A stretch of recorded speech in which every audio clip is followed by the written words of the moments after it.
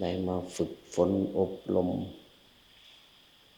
ของตัวเราเองด้วยอย่างเป็นสิ่งที่ดีเชื่อว่าเราได้ฟังครูบาอาจารย์บ้างแล้วก็ได้ประพฤติปฏิบัติจริงๆโครงการนี้ก็เป็นโครงการเป็นการเปิดโอกาสให้กับพระคุณเจ้าโดยเฉพาะที่วัดภูฝ้าย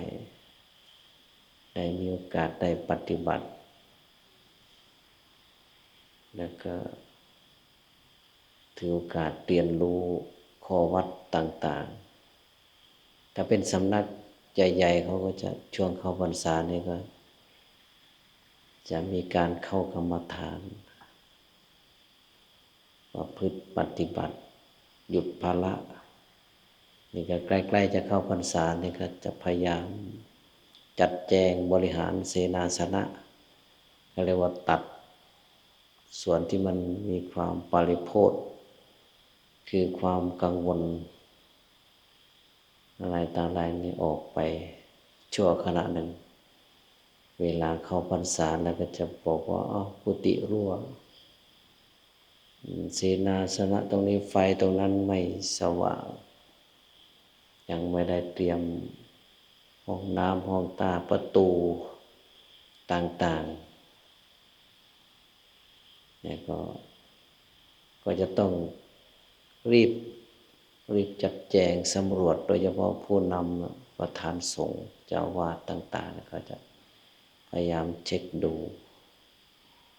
เวลาเข้าพรรษาแล้วเราก็จะได้อยู่จำพรรษา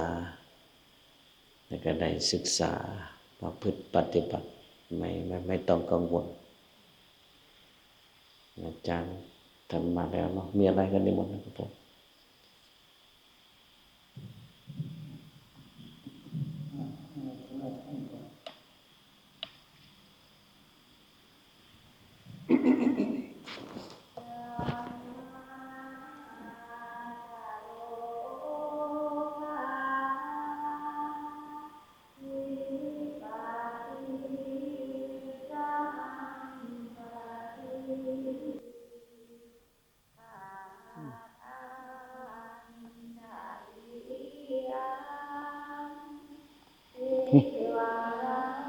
ครูบา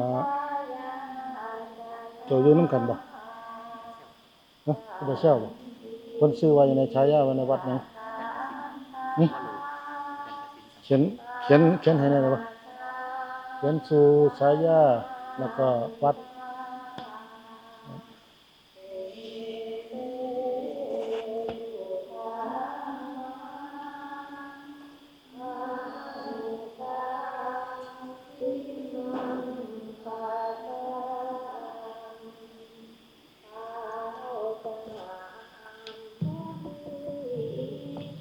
บ่ต้องหำดอกเว้ย